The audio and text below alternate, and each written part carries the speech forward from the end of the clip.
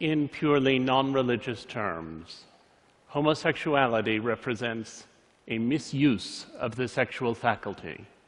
It is a pathetic little second-rate substitute for reality, a pitiable flight from life. As such, it deserves no compassion, it deserves no treatment as minority martyrdom, and it deserves not to be deemed anything but a pernicious sickness. That's from Time magazine in 1966, when I was 3 years old. And last year, the President of the United States came out in favor of gay marriage.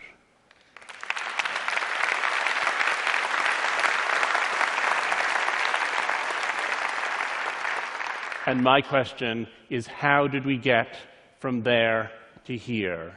How did an illness become an identity? When I was perhaps 6 years old, I went to a shoe store with my mother and my brother, and at the end of buying our shoes, the salesman said to us that we could each have a balloon to take home. My brother wanted a red balloon, and I wanted a pink balloon.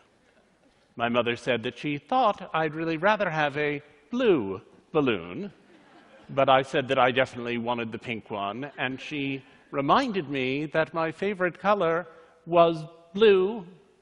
The fact that my favorite color now is blue, but I'm still gay, is evidence of both my mother's influence and its limits.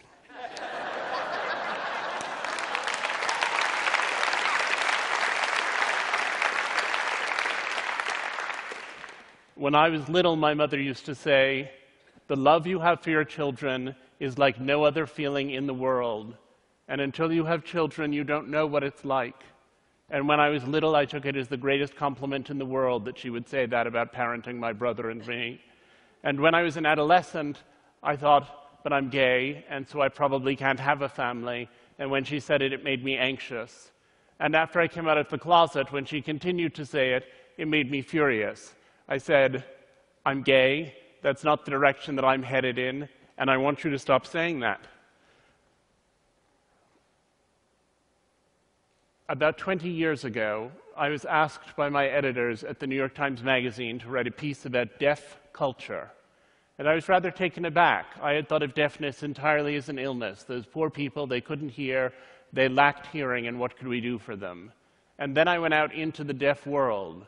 I went to deaf clubs. I saw performances of deaf theater and of deaf poetry. I even went to the Miss Deaf America contest in Nashville, Tennessee, where people complained about that slurry Southern signing. And as I plunged deeper and deeper into the deaf world, I became convinced that deafness was a culture, and that the people in the deaf world who said we don't lack hearing, we have membership in a culture, were saying something that was viable. It wasn't my culture, and I didn't particularly want to rush off and join it, but I appreciated that it was a culture, and that for the people who were members of it, it felt as valuable as Latino culture, or gay culture, or Jewish culture. It felt as valid, perhaps even, as American culture. Then a friend of mine had a daughter who was a dwarf. And when her daughter was born, she suddenly found herself confronting questions that now began to seem quite resonant to me. She was facing the question of what to do with this child. Should she say, "You're just like everyone else, but a little bit shorter"? Or should she try to construct some kind of dwarf identity, get involved in the little people of America, become aware of what was happening for dwarfs? And I suddenly thought, most deaf children are born to hearing parents. Those hearing parents tend to try to cure them. Those deaf people discover community somehow in adolescence. Most gay people are born to straight parents. Those straight parents often want them to function in what they think of as the mainstream world, and those gay people have to discover identity later on. And here was this friend of mine looking at these questions of identity with her dwarf daughter, and I thought, there it is again, a family that perceives itself to be normal with a child who seems to be extraordinary. And I hatched the idea that there are really two kinds of identity. There are vertical identities which are passed down generationally from parent to child. Those are things like ethnicity, frequently nationality, language, often religion. Those are things you have in common with your parents and with your children. And while some of them can be difficult, there's no attempt to cure them. You could argue that it's harder in the United States, our current presidency notwithstanding, to be a person of color. And yet, we have nobody who is trying to ensure that the next generation of children born to African Americans and Asians come out with creamy skin and yellow hair. There are these other identities which you have to learn from a peer group. And I called them horizontal identities because the peer group is the horizontal experience. These are identities that are alien to your parents and that you have to discover when you get to see them in peers. And those identities, those horizontal identities, people have almost always tried to cure. And I wanted to look at what the process is through which people who have those identities come to a good relationship with them. And it seemed to me that there were 3 levels of acceptance that needed to take place. There's self-acceptance, there's family acceptance, and there's social acceptance. And they don't always coincide. And a lot of the time, people who have these conditions are very angry because they feel as though their parents don't love them, when what actually has happened is that their parents don't accept them. Love is something that ideally is there unconditionally throughout the relationship between a parent and a child. But acceptance is something that takes time. It always takes time. One of the dwarfs I got to know was a guy named Clinton Brown. When he was born, he was diagnosed with dystrophic dwarfism, a very disabling condition. And his parents were told that he would never walk, he would never talk, he would have no intellectual capacity, and he would probably not even recognize them. And it was suggested to them that they leave him at the hospital so that he could die there quietly.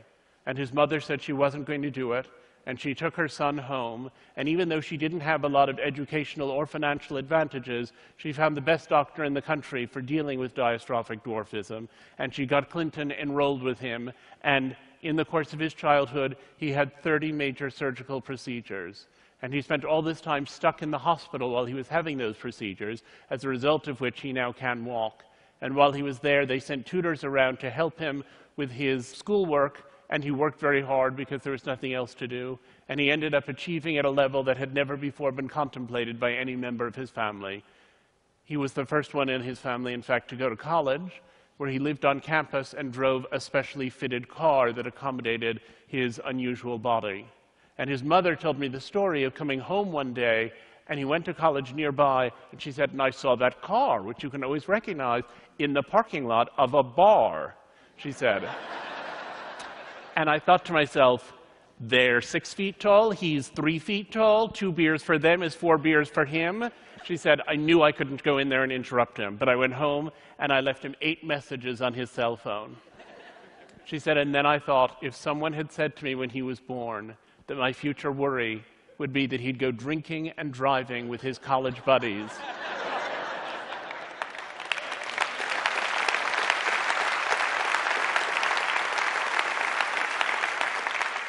and I said to her, what do you think you did that helped him to emerge as this charming, accomplished, wonderful person? And she said, what did I do? I loved him, that's all. Clinton just always had that light in him, and his father and I were lucky enough to be the first to see it there. I'm going to quote from another magazine of the 60s. This one is from 1968, the Atlantic Monthly, Voice of Liberal America, written by an important bioethicist. He said, there is no reason to feel guilty about putting a Down syndrome child away, whether it is put away in the sense of hidden in a sanitarium or in a more responsible, lethal sense. It is sad, yes, dreadful, but it carries no guilt. True guilt arises only from an offense against a person, and a Downs is not a person. There's been a lot of ink given to the enormous progress that we've made in the treatment of gay people. The fact that our attitude has changed is in the headlines every day. But we forget how we used to see people who had other differences, how we used to see people who were disabled, how inhuman we held people to be. And the change that's been accomplished there, which is almost equally radical, is one that we pay not very much attention to. One of the families I interviewed, Tom and Karen Robards, were taken aback when, as young and successful New Yorkers, their first child was diagnosed with Down syndrome. They thought the educational opportunities for him were not what they should be, and so they decided they would build a little center, 2 classrooms that they started with a few other parents to educate kids with DS. And over the years, that center grew into something called the Cook Center, where there are now thousands upon thousands of children with intellectual disabilities who are being taught. In the time since that Atlantic Monthly story ran, the life expectancy for people with Down syndrome has tripled.